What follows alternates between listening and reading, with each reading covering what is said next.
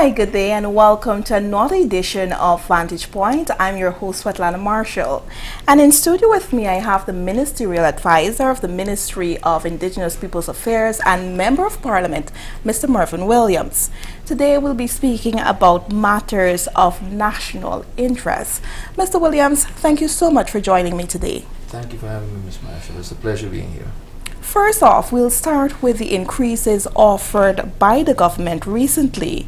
The government earlier this month indicated that public servants earning between $100,000 and $1 million would receive an 8.5% increase, and those earning just beneath $100,000 would get a 9% increase. What do you make of the increases? Do you think they're sufficient? First of all, let me make this point for the avoidance of doubt. Ministers of government, Prime Minister, President, Members of Parliament will not be enjoying an increase. That is already out there as being suggested by some people that this is to enrich that category of public official. MPs, ministers, vice presidents, Prime Minister and President will not be enjoying an increase in salary. Having set that issue aside, I wish to say that the government of Guyana, in attending to the best interests of the people of this country, would have liked, I'm certain, to have awarded a higher level of increase. However, the reality is, from the resources available, this is the best that the government could have done, and from the feedback that I've been getting, public servants are elated. People are excited about the possibilities of doing more things for themselves financially. And it sends a signal to everyone in this country that the government is serious about taking care of the best interests of the people of this country. My only wish is that the private sector can follow suit. I believe the private sector minimum wage is just close to about 50% of what the government's minimum wage is at this time. The increase represents, for the public servants of this country, somewhere in the region of 77% increase from 2015 to now. That, by any stretch of anyone's imagination, is a phenomenal increase. The category of workers, I believe, most excited by the increment are the sweeper cleaners. They started working in this country under the People's Progressive Party for $15,000 a month. Today they're earning under the AP and UAFC government and President Granger $70,000 per month. That is significant. There are speculations about inadequacy. However, the Honourable Minister of Finance has made it clear since last year that those increases are, one, retroactive to January 1st, and two, tax-free. And it's going to cost the government approximately $8 billion, according to the Minister of Finance. Well, I don't think government sees that as a cost necessarily, but as an investment in the future of this country, as we seek to repair a damaged worker morale, as we seek to improve a virtually downtrodden public sector that we inherited in 2015. So I believe it's more of an investment than it is a cost. You've said public servants are excited, and based on reports we've gotten, they are excited. But we have also seen that the union, the Guyana Public Service Union, has been rather silent on the matter. Why do you believe so? I mean, I would have tried reaching out to them and was unable to get a comment. I was told that only Mr. Patrick Yard could speak to me on the matter. What do you take of that? I believe it's possibly a case where the union is examining the situation, weighing the tremendous benefits for workers, and I believe in the fullness of time the union will come out and commend the government for its initiative and to speak to workers from a positive platform. I love your optimism. Now, when the announcement was made, there was a lot of talk about whether public servants should have been given a bonus, as was done in 2015. And as you know, 2015 they got $50,000, in 2016 $25,000, and then government increased the salaries as the years went on. Is it better to have, and for those persons listening, to have a bonus as against an increase, or an increase as against a bonus? Well, I think Minister Jordan's perspective on this matter has to do with sustainability. And from sustainability, by sustainability I mean that a bonus is one-off. That increment is added to your income, and that stays added to your income. So that when another increment comes along, it is added to what you got prior to 2019 plus what you got in 2019. So that incrementally it is your income that increases. It is not a one-off installment that you get. And I believe that had it not been for certain events that have placed the government in this particular mode, that public servants would have been made significantly happier. My own thinking is that the increase that people are benefiting from now is not the extent of the increase that they would have benefited from had things been different in terms of government being able to go to the National Assembly to approve resources for investments such as employment benefit and this manner of investment. So to me, public servants are aware from what they have been saying to us on the ground. They're aware that the betrayal of government has some effects. One of those effects being government's inability to treat legislatively with certain matters. And there's a inhibition in terms of going to the National Assembly to leverage resources to attend to matters such as employment benefits. Okay, and when you say other issues, I know there is also reference made to the amount of money government would have had to pump into the sugar industry to bail it out as a result of the challenges it would have faced in the past. Well, ask yourself this question. Had government not taken the decision to right-size the Guyana Sugar Corporation, had government not taken the decision to treat with the issue of the Guyana Sugar Corporation as it relates to the financial line that was required to keep them buoyant, had that set of decisions not been taken, where would the public servants of this country be reaching to for the resources that they've received, that they're going to be receiving shortly? See, the Guyana Sugar Corporation was a yoke around the neck of this country in the manner in which it was functional when this APNU AFC government assumed office. And the propaganda associated with government's right-sizing, suggesting that we have in fact shut down estates and sent home people. The APNU AFC government is not the first to do that. The People's Progressive Party shut down at least 3 or 4 sugar estates. And in fact, the presidential candidate for the People's Progressive Party has benefited tremendously from the shutting down of the Leonora estate. He now lives in a mansion which was first the guest house, the senior staff guest house at the Leonora estate compound. He sat on the management committee of the Leonora estate together with Donald Ramutar before he became president. And they managed the assets of the Leonora estate to the extent that one Ed Ahmad, who is now I believe a guest of the federal authorities in the United States, benefited from a buyout of that entire compound except the building and premises that Irfan Ali now lives on. So the PPP must come straight and tell the people of this country who really cares about the sugar workers, who are concerned with the welfare and well-being of sugar workers, and which government has done the most to hurt the sugar workers. And I dare them to deny that it was the People's Progressive Party. This country benefited from hundreds of millions of Guyana dollars from the European Union for retooling the sugar industry.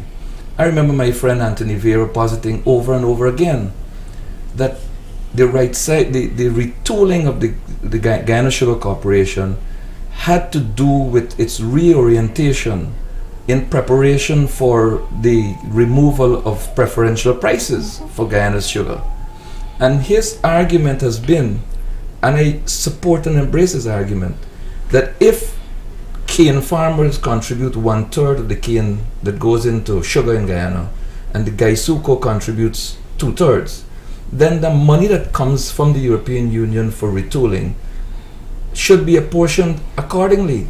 2/3 to the Guyana Sugar Corporation for its retooling, and 1/3 to the private cane farmers, so that they can also get themselves ready for the removal of these preferential prices and the impact it will have on their economies.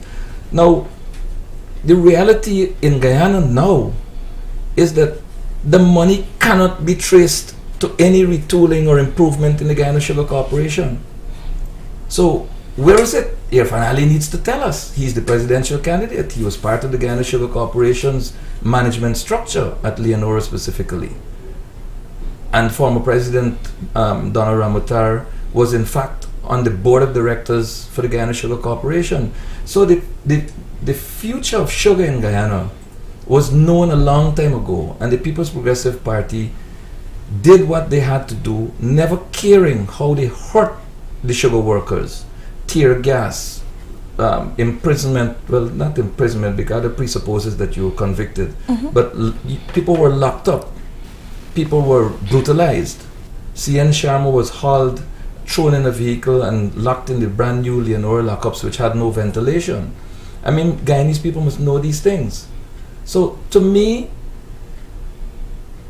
the public servants of this country are now in a better position to get their just rewards for the services that they offer the state and people of this country, because government took the bold decision to right-size the Guyana Sugar Corporation, and at the same time attending to the interests and welfare of the persons who are no longer employed by Gaisuco.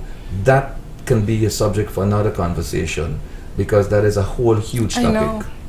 Okay, and on the topic first, before we go back to the public servants and the allowances being offered to the nurses, let's talk a bit about how government has been restructuring the sugar industry. I know that you say maybe another day, but it's important to address why we would have highlighted some of the issues the industry would have faced back then. What exactly is being done now to restructure the industry and make it more viable? I know there is a multi-billion-dollar bond that has been placed, and 3 estates have been placed up for sale. However, due to the political situation, they had to put a hold on that. Well, again, it begs the question, Ms. Marshall, which political entity in this country has the interest of Gaisuco, the sugar workers and their families at heart? The People's Progressive Party has made it clear that it will not respect any investment in this country made by anyone, including in the sugar industry, and specifically in the sugar industry. Why is this? If you care so much about the sugar workers, would you not want to see that the space that was left vacant by the right sizing, downsizing, call it what you will, is occupied by the kind of business and investment that can allow for the retraining, for the re-employment and the re-engagement of all of those persons and their extended families as well? This is the intention of the government, to ensure that there is a viable, credible business presence that takes up that space, that allows for these persons who are being trained, by the way, by the state through various institutions and different interventions, so that they can now be employed again. But it is the PPP that stands between those investments and those job opportunities for those persons. And it is a shame that the same PPP will stand up and say to the people of this country, oh, how I love the sugar workers. If you love the sugar workers, Mr. Irfan Ali, take a responsible position. Even if you want to come to the table to offer your opinion as to how these investments can best be modeled, I'm sure government will embrace your approach. It is responsible, and it is cognizant of the realities of life, and it allows for the exchange of ideas. And most of all, it allows for the arrival of the kind of investment that allows for these people who have lost their jobs to become once again viably employed. So, to my Guyanese brothers and sisters, I'm saying to you, wherever you live, if you have been affected by the right-sizing operations of the Guyana Sugar Corporation, it is the People's Progressive Party that stands between you and re-employment. That's my message to the people out there, because it is irresponsible to say that you are not going to be bound by these arrangements were you to be elected. It is the same thing that was said with Indigenous land issues, that any title issued will not be recognized, essentially, were the PPP to reassume office by some magic wand being waved somewhere by somebody. So Guyanese people must be alerted to the fact that the PPP is about ensuring that development does not occur, ensuring that the quality of life of people is not improved, so that Guyana can look like it used to look between, say, 97 and 2015. I say 97 because between 92 and 97, Guyana was riding high on the economic recovery program, which was piloted by the People's National Congress in office and managed in the Ministry of Finance by Mr. Carl Gunage under the presidency of Hugh Desmond Hoyt. So they reaped the benefit for that period of time, and when that economic recovery program came to an end, they were at a loss as to what to do, and we paid the price as a nation for that. We are now recovering. Let the good work that is taking place continue. Okay, let's go back to the increases and the offers being made by the government. Now, there was an accident recently, and so the nurses in Linden, they had a sit-in because a nurse would have died on duty after he would have transported a patient to Georgetown. And so the issue of risk allowance came up, and this government would have taken initiative to increase the allowances, for which the nurses and the Nurses Association would have argued in the past were extremely low. How beneficial do you see these allowances to the nursing community? Well, first of all, I want to say that it was with deep regret that I read of that terrible accident that took away a nurse of many years experience, and a nurse who had in fact become a household name in the Linden town and even beyond. I think it was a tragic loss, not just to the family of the nurse, but to the fraternity, that nursing group, and to the health sector in this country. Having said that, you will recognize that there's nothing that money can do when it comes to that kind of a tragedy.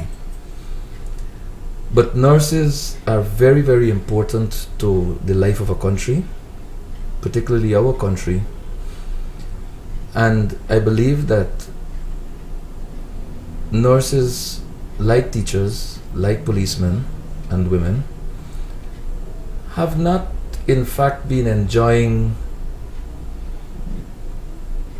the kind of benefits that meet their expectations. And the rest of us as citizens will agree that particularly nurses and teachers deserve better. And I think it is a national sentiment that is reflected in government's decision. And again, I am certain that those allowances could have been significantly better had it not been for the situation in which we find ourselves politically and legislatively. So I believe that while they are significant, those increases, they may not yet be where they should be. But with the coming of the kind of development that Guyana anticipates going into 2020, this administration, which is a people-centered administration, which is an administration that treats with issues that touch the very individual lives of the citizens of this country, will ensure that even better is done for our nurses and I'm sure that our teachers and law enforcement officers can also expect significantly better remuneration in the coming years, at least under David Granger-led administration. Okay. Now, so the administration in 2020, it would mark 5 years since the APNU AFC government would be in office. What would you say are some of the major achievements made over the period? We're now in the 4th year. What are some of the major achievements of the government, based on your assessment? I think, first of all, our president has led an administration that has accomplished the rebuilding of confidence of the people in its political leadership, in its delivery of public goods and services. The level of trust that has returned to this country, citizenry trusting political leadership, I believe, while it cannot be adequately measured, it is significant. We know that before 2015, the level of trust of the citizenry in the police, in the government, was at an all-time low. We know the kind of state that we had. We know of the proliferation of drugs and guns. We know of persons being stopped, searched, and found to have items that are considered illegal and being let go. We know of Beast, for example, who had a 40-foot container of military paraphernalia, was caught with it, and the solution with of that problem was not prosecution. It was a gift to the Guyana Defense Force, and the matter was done. We know of Roger Cannon Yaya and the bulletproof vehicle and the laptop computer with capacity for triangulating cell calls, and the high-powered rifles which are prohibited, and ammunition and all that, and nobody being detained. It is different now, and so people are more confident in this administration's ability to keep them safe, to allow them to prosper, to allow them to associate freely, to walk freely, so that happiness, prosperity, safety, and security are slowly coming back to where it should be. It's not yet where it should be, but it certainly is getting there. If you look at the crime factor, yes, there's a hue and cry about crime, but as the president himself pointed out, a lot of it is interpersonal crime, with spouses killing spouses. Unfortunately, these are things that how does the police prevent that from happening? Certainly criminal activities with people robbing people in their homes and their business places and so on, that's a different story, because here it is, you have a police force that is growing to its to the size that it should be in terms of its membership. It is growing in terms of its capacity for forensic analysis of evidence. It is growing in its capacity for investigation. It is growing in its capacity to mobilize people and move people around. And those are all elements that lead into this building of trust and confidence in the government, I believe. In terms of the physical things, a lot of money is being spent or invested rather in education. A lot of investment is being done in the health sector, and a lot of the infrastructure work that is taking place in the hinterland areas, which have been virtually abandoned for 2 decades. And so to me, that investment in Guyana's hinterland allows for greater growth and development of the fledgling ecotourism industry, for example.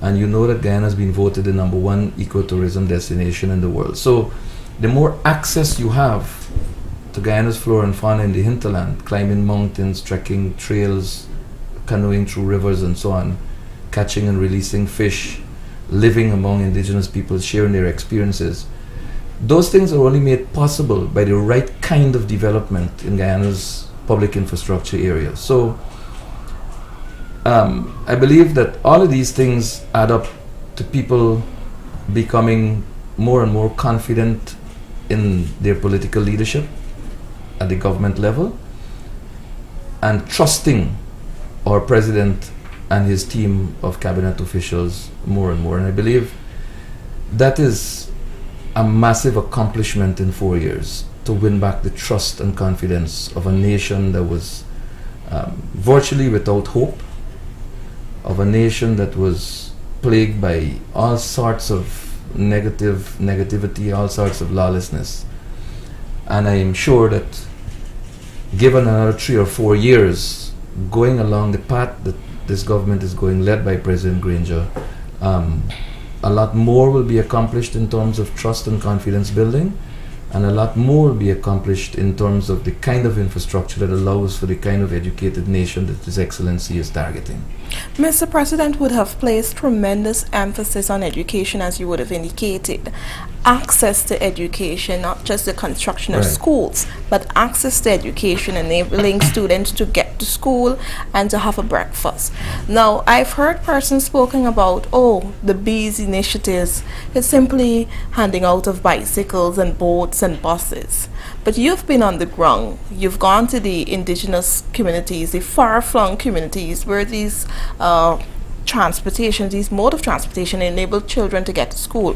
How impactful that initiative has been in the far-flung areas in particular? Well, I can tell you that the President's mission is not just to get children in school, but to keep them in school. Yeah. And you know that statutorily in this country, there's an age, I think it's age 15, that is compulsory for a child to remain in school at least up to age 15. Many of our hinterland children have not been able to enjoy education even up to age 15 in years gone by because of the question of access. And even if there was access, the economic means of the family to keep the child in school was not always stable. And so the President's mission through the 5Bs initiative is to ensure that the young children go to school, stay in school, learn, and then move into secondary education and then into tertiary education. And you can see the public infrastructure side of the development that speaks to this mission, which maybe I'll come to a bit later. But to answer your question directly, it is not just about the benefits I'm talking here, and not just about the child going to school, not just a conveyance means, but there's a spin-off of employment opportunities that people seem to miss. Somebody has got to drive that bus. Somebody has got to captain that boat. Somebody will have to repair that engine, repair that boat, repair that bus, fix that bicycle. People will earn their employment opportunities right there. In terms of the school kitchen, there's another economic spin-off benefit there. Farmers from the community can sell food products that they cultivate to the school kitchen. Residents of the community can be employed and are being employed to prepare meals in those communities. So it is the relaxing of a financial burden on parents, that's one. It is sustained, that's the other thing. And thirdly, it allows for persons within these communities to earn. So it is significantly different from giving persons $10,000 a year. I mean, I said that as though it was done for more than 1 year. It wasn't. The PPP meddled with a political campaign mechanism by giving out $10,000 to a family and so on for 1 year. We have been to communities, Ms. Marshall, where it costs about $8,000 for a child to go to school per month. You tell me in those circumstances, what good is $10,000 to that child? The child goes to school for a month, then what? Assuming that it can send the child to school, transportation-wise, can it put something in that child's lunch pack? It can't. It's inadequate. But when the child can get to school for free, can enjoy a meal at school, the parent knows that that child is provided for, that child is protected, and that child is safe. So that parent can now use that time to go out there and do productive things to further assist in that child's education process. And do you think government would have done enough to address issues affecting young people and more so to empower them? I don't think enough can ever be done. But before I go there, let me just make this other point about the school. The basic. Yeah. School uniforms are being produced for children in the hinterland. And producing those uniforms are people in communities. So again, another burden of a financial nature removed from the parents and another opportunity for a community to earn. But coming back to your question about young people, there are a number of government initiatives which have done tremendous work in this country since 2015. And if you take a visit, say, for example, to the Rupununi, you will be told by beneficiaries of the Board of Industrial Training that in villages across the Rupununi, and this is just a sample I'm telling you about, it's countrywide, persons have been trained in operating heavy earth-moving equipment and so on. Persons have been trained in fixing, to some extent, some of the mechanical issues associated with such machinery. So that when the expansive public infrastructure works continue into 2020 and beyond under David Granger's presidency, those very young people will be employed to build roads, to build airstrips, to develop villages, drainage system, irrigation systems, and all these different things. That's an example. And then there's the cooperative movement that is picking up very swiftly. The Ministry of Social Protection is pushing a lot of training involving particularly young women. And those young women who have been trained are excitedly forming themselves into cooperatives. I believe that Region 1 has, the Mabruma sub-region particularly, Region 1 has submitted somewhere in the region of 36 applications for the registration of cooperatives. So that as soon as those registrations are attended to and they're properly constituted as a legal body, they can now access funding, access training. So they're going through the preparation process right now to the president and government of this country. That program, as I've said before, I may have said it here on the program before, has touched the lives of close to 4,000 young people. Many of them mothers, some of them who were previously working in mining and logging have now been trained and they are operating their businesses from home, so that the sociological factors of family and family staying together are now stronger than they were prior to the exposure to this training. So that we now have somewhere in the region of 2,500 businesses, small businesses, which have flowed out of the HAZE training program. So that what we have now is a cadre of young people in Guyana's hinterland who are better off now significantly than they were 4 years ago. Like I said, it is yet not enough, and government intends to, in 2020, following those elections, to do another phase of the HAZE project, this one targeting no less than 4,000 young people across the country. The 4,000 who have already been trained, they were trained in 2 batches. having learnt the lessons, having benefited from the experiences of those two programs, those two installments of the program, we now intend to go into training 4,000 in one batch. So the work will continue.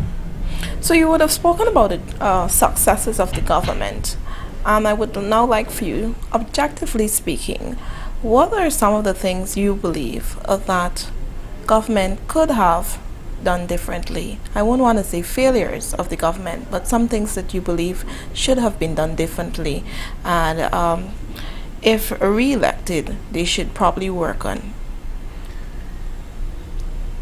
Well, I think one of the things that government can work towards strengthening, I don't see it as a failure, I don't see it as an underachievement. I see it as being in a place constrained by time. President Granger's vision is for people to manage their own communities. For that to happen, you have to have a strong local democratic governance structure in place, a system in place. It's on paper. President Granger has established new municipalities to give life to that vision that says people must self-determine, people must manage their own affairs where they live. And at the same time, public goods and services must be available in every administrative region. And so in these new municipalities, all of these public goods and services will be hosted by the municipality, whether it be customs, national insurance, police. You know, we have now regional police divisions, yes, with regional command centers, which aids in zeroing in on crime in a particular geospace in a more timely manner. So the focus has been in trying to build the capacity and to build the momentum in terms of development within these municipalities. But here's the catch. The results of the local government elections, which are being boasted of by the PPP,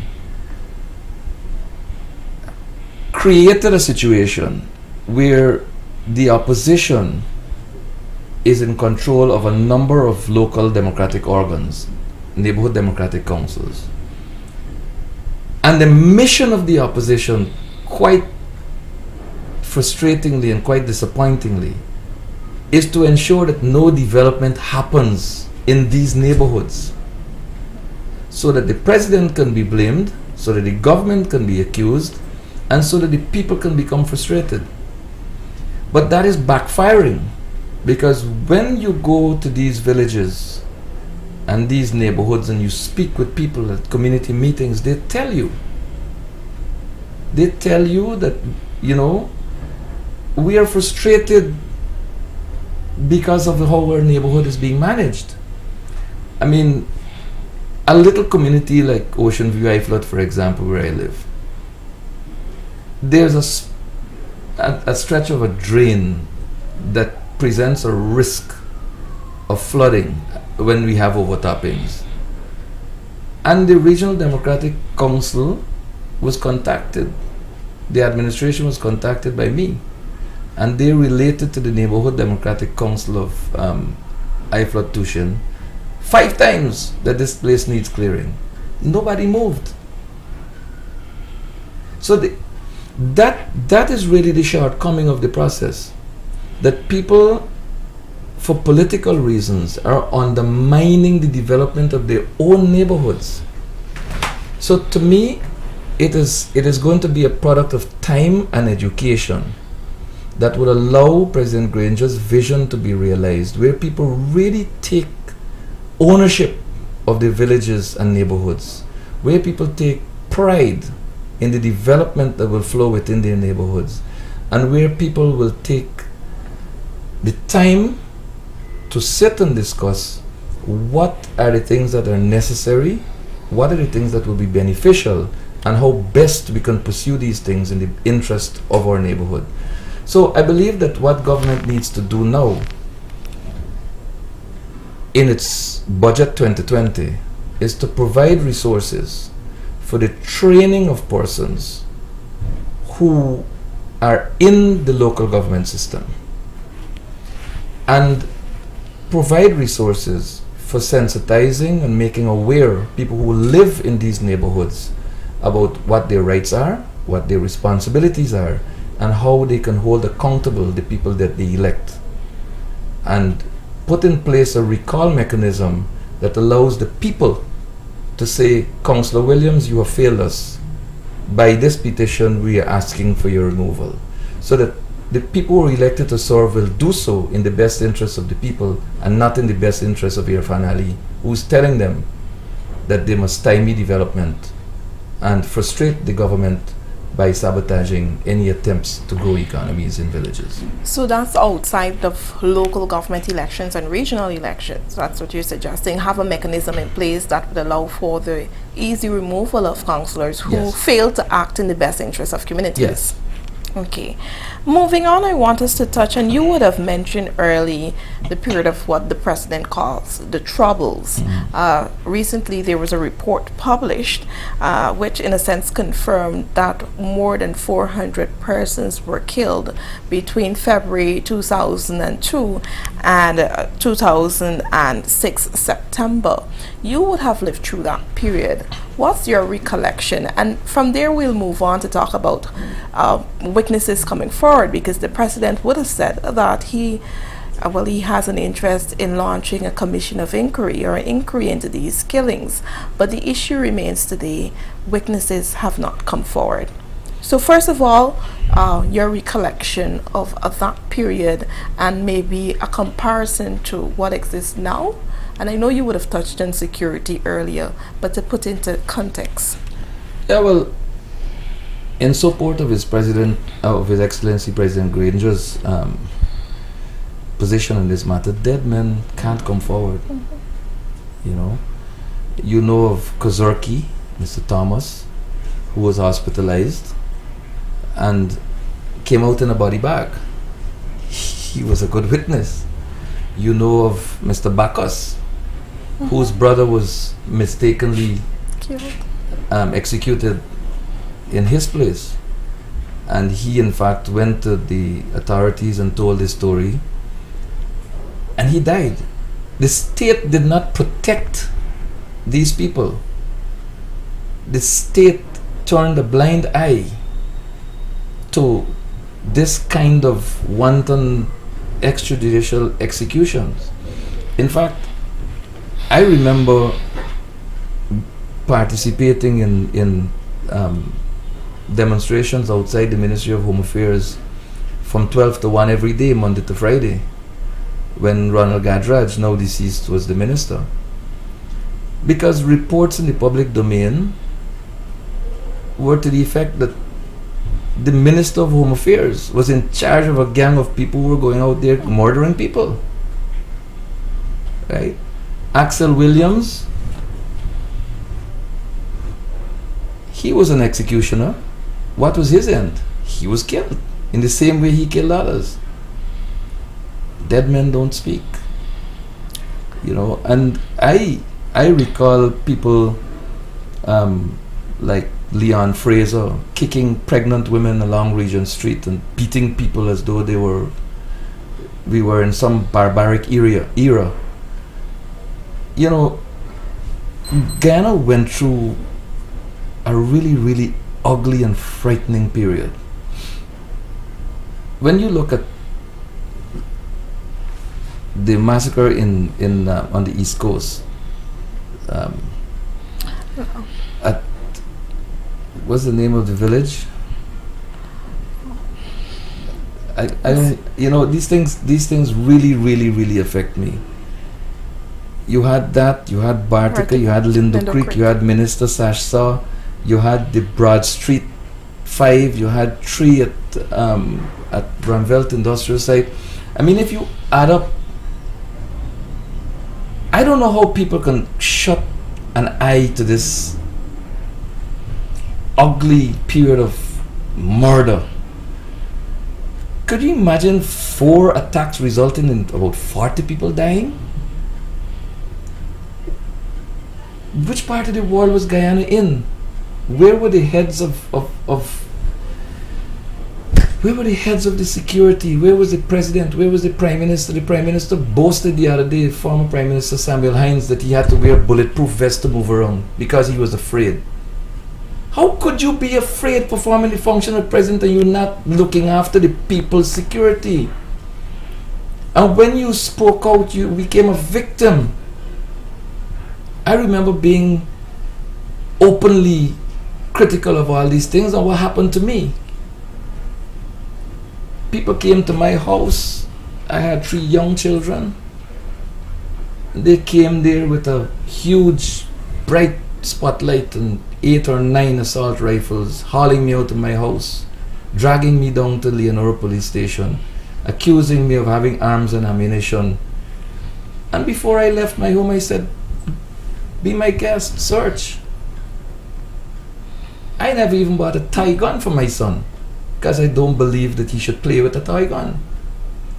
So the police in that case refused to search my place. You looking for guns and ammunition, you picking me up for guns and ammunition. Should you not search? And then there were other cases where they used the allegation of guns and ammunition as the basis for searching people's homes without warrants. You know? There were about 420 young people in this country who were killed. Some by the police, some by criminal gangs. And not in every case were the police acting as law enforcement officers. I seem to recall 23 serving policemen being killed in that period of time. A Kanu officer was murdered one morning in his car. A young policeman, a young detective was going to work. He was in a minibus, I think it was on Crowell Street. The bus stopped for him to get off to go to the Brickdam police station, and somebody just pushed a gun through the window and shot him dead. I think you were referencing to the Luzignan massacre earlier. Yeah, Luzignan. I mean, I visited Luzignan with opposition leader Robert Corbyn, as he then was, and George Norton, now Minister of Social Cohesion.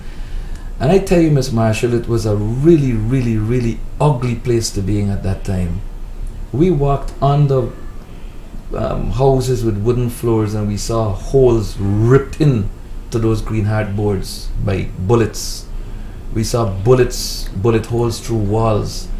People were afraid. People left their homes, ran into the bushes, lay down in the swamps. I mean, you hear all sorts of stories that the gunmen came from the backlands and all sorts of things. And when you talk to the people, they tell you about someone who was hiding under a bed and saw this person coming with black, shiny military-style boots. How could you come from the backlands which are muddy and have a shiny boots? These things all suggest the involvement of a certain level in these activities that cannot escape the attention of the inquiring mind. Mm-hmm. You know, people died. During that period, Mr. Roger Khan, he would have led the Phantom Squad. And you see, recently he returned to Guyana. Persons were expecting that he would have been charged because he is accused of having a hand and would have killed persons in Guyana. But of course, the issue of witness comes into play. I'm sure there are witnesses still alive. Some would have died, but there are witnesses still alive. How do you treat with that? There's a witness protection system in place in the country. How do we capitalize on that system? Who are intimately aware of the role that Mr. Khan played and are excited by his return, that he can once again play these roles. So I think those persons would be of interest, in my view. Their views, their opinions, I mean, should be of interest. But, you know, based on all that has happened, And when you look at who was in charge of security in this country, and you look at the outright lies, you listen to those outright lies that come out. I mean, there are photographs of Mr. Khan leaving the office of the president when Bar Jagdeo was president of this country, following a meeting of the two. And Jagdeo has come out and said, I don't know Roger Khan. There's a document that has been made public where Leslie Ramsamy, then Minister of Health, signed requesting a particular producer of spyware to sell to a certain individual the kind of equipment that are only sold to governments. We know of stories where Mr. Ramsamy was under pressure, and there are all sorts of speculations surrounding why the Ministry of Health building went up in flames. So Guyanese people should be able to make their own conclusions regarding why is it evidence is not available, why is it we don't know who to speak to get information, and why is it persons who are accused of, I would suggest, crimes against humanity can be allowed to walk free. It is Bharat Jagdeo who has got to answer those questions. It is Irfan Ali who must tell the people of this country how he can be comfortable, sponsored by such a person as Jagdeo, to be presidential candidate of the People's Progressive Party. So it comes down to a credibility question, it comes down to a responsibility question, and it comes down to a question of what is important to the political leadership of the PPP. It certainly is not the best interest of the Guyanese people. Mr. Williams, we're kind out of time, but I must say thanks for coming, and maybe next when you appear on our program, we'll be able to touch on the land titling project, the land allocation project, and some of the other developments taking place in the hinterland community. But I must say thank you so much for coming, and with that we've come to the end of this edition of the Vantage Point. I've been your host, Svetlana Marshall. Do join us tomorrow, same place, same time. Goodbye.